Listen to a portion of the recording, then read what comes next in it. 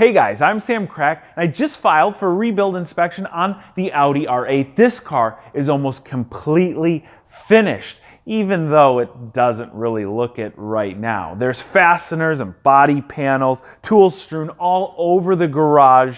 That's for a good reason. Been getting a lot of work done on this car, just waiting for a few replacement parts. And we're gonna need those soon because our rebuild inspection is in a few short days. Today I wanna show you exactly how I file for a rebuild inspection, because the inspection process is one of the most important ones during a rebuild project. And I also am going to show you what the car looks like with its entire rear end removed. It's pretty cool. There's a lot of Lamborghini stamps. But before we get to that, I want to show you the windshield replacement procedure on the Audi R8. Now, some of you noticed in the previous video the new windshield, and some of you asked whether I did the install or not myself.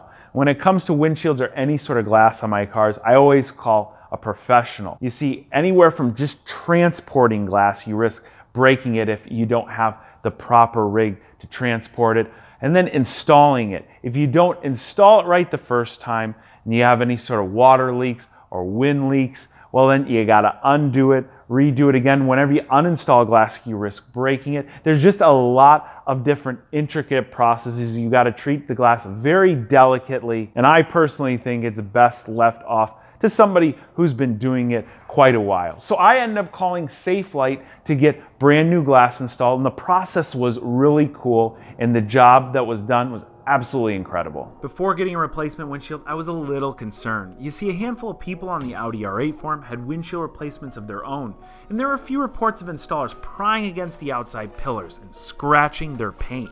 Now, I've seen quite a few windshield replacements over the last few years, and I've never even thought about this, but I've never had a replacement done on anything as special as an Audi R8. When I expressed my concern to Wayne, my Safelite installer, he told me there's no reason to worry, since he wouldn't be using a single pry tool. Wayne busted out the Easy Wire system, a proprietary system that cuts your windshield out of place with what looks like a piece of string. It's actually a fiber reinforced wire. It's delicate enough on paint, but strong enough to pull right through that old adhesive.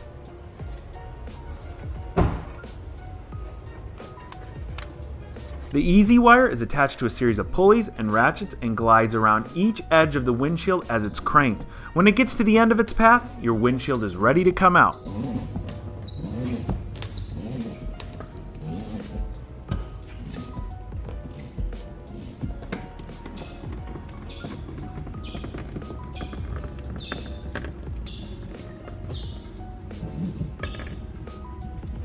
But before Wayne pulled the windshield out, he taped off all the painted edges on my R8 to protect them. It was incredible how meticulous he was, treating my car as if it were his own.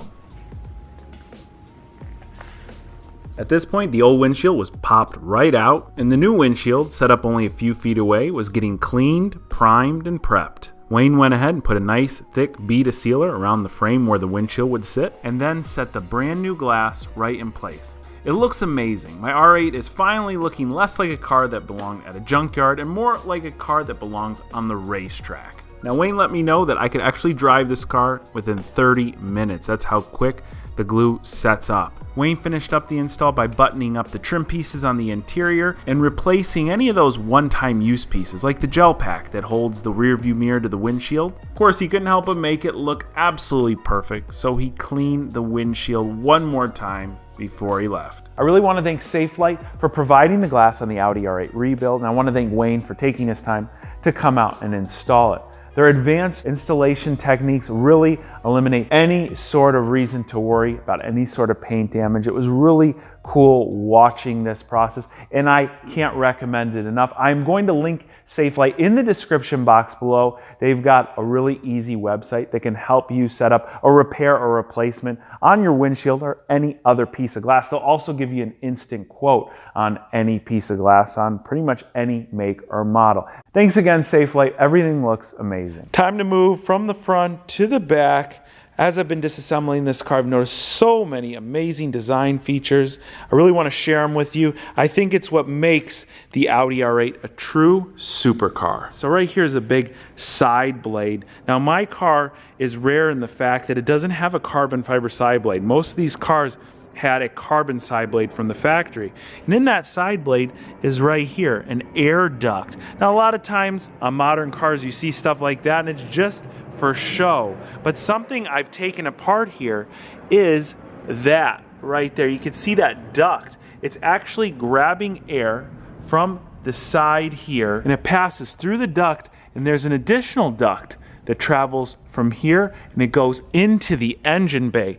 Now you can see the two air filters right there. I've removed the air box, but it takes the air from the sides and feeds it directly into the engine. That is true cold air. We're taking air from nowhere near the engine bay, which is a hot place, and putting it right into the engine. I think that is really cool. Now when you get a closer look at some of the parts here, the transmission, you can see we've got the Audi Lamborghini logo.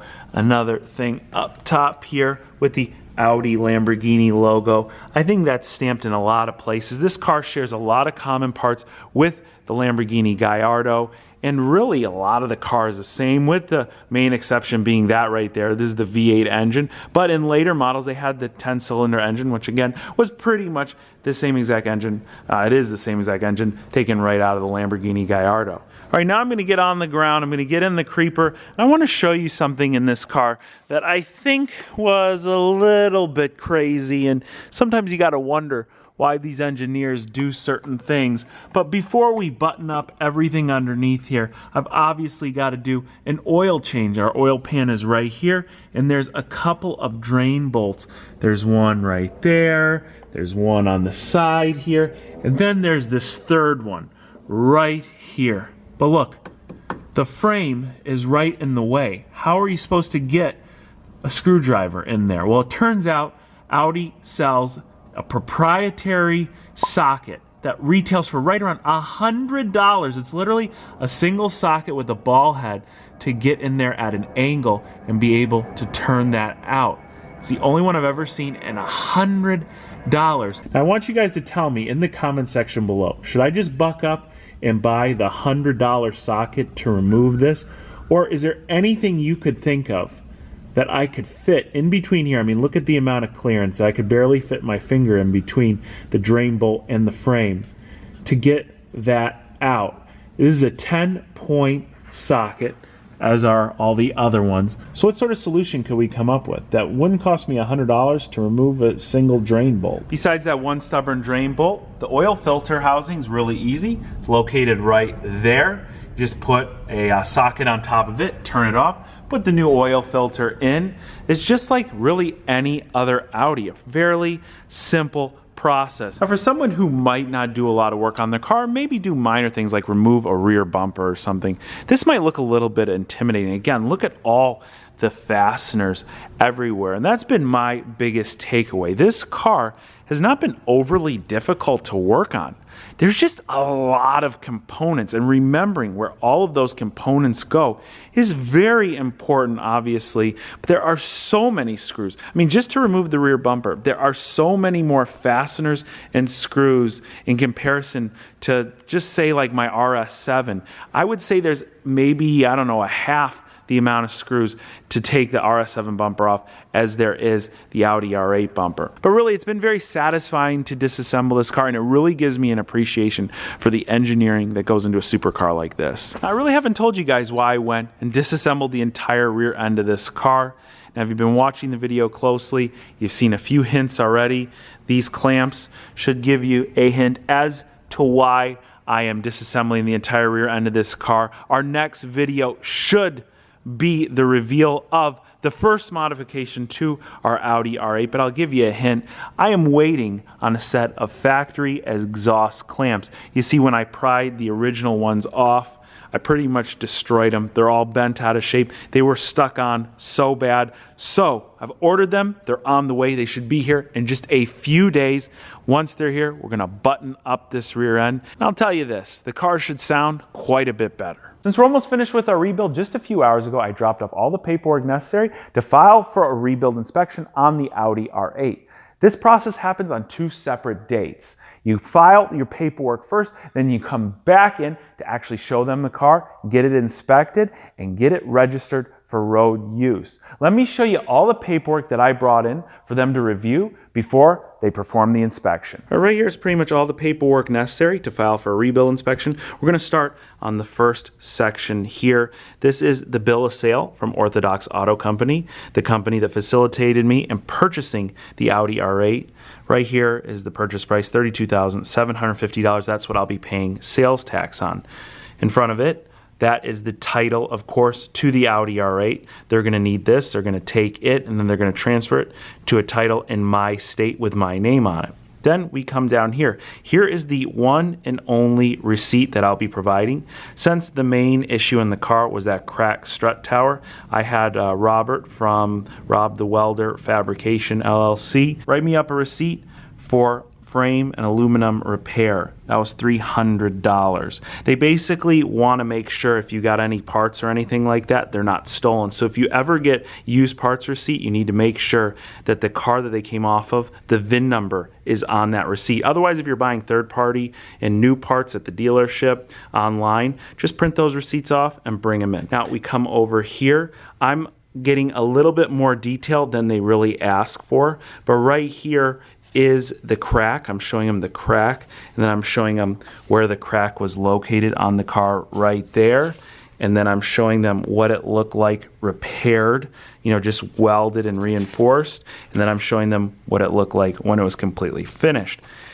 We come over here. This is one thing that they always ask to see, either the original insurance report or the original photos from the listing. Since this is a strange car, a car that doesn't really show any damage on the outside, I printed them off all the details from the Copart lot, along with all the photos, front and back. And last but not least, the piece of paperwork people probably want to see most. This is a state of Florida statement of builder. I have right here, it's a 2010 Audi. I just gotta put in the VIN number here, and then I tell them that the motor vehicle is complete and in road operable condition, meaning I can take this car, I can now drive it in.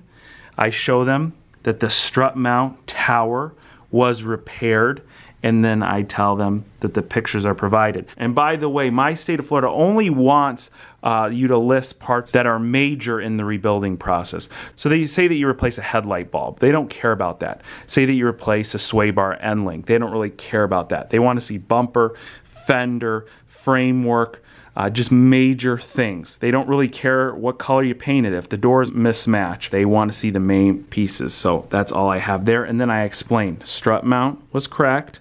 Professional aluminum welder repaired the crack and reinforced. Other than that, there's one more sheet, and it is the standard registration sheet. Here in the state of Florida, it's standard fare. Your name, the car, the VIN number, and that's it. As I told you before, this process happens over 2 separate days. The car isn't street legal yet, so I can't just drive it into the inspection facility and ask them to inspect it. When I filed all my paperwork, I was charged a $40 inspection fee, and I was charged around $5 for a temporary tag that is good only on the day of the inspection, and it's only good to drive it to the inspection facility. At this point, it's grind time. Just got to get those last few parts, button up the rear end of this car, and then when we drive it in, get it inspected, and if it passes inspection, we will have a completely rebuilt, road-legal Audi R8 for half the price of a retail example at a dealership. Now guys, I hope you enjoyed this video. If you did, be sure to give it a huge like. Also, if you're not already following me on Instagram, be sure to check it out. You can go right here or just click the link in the description box below. Thank you so much for watching, and I will catch you very soon.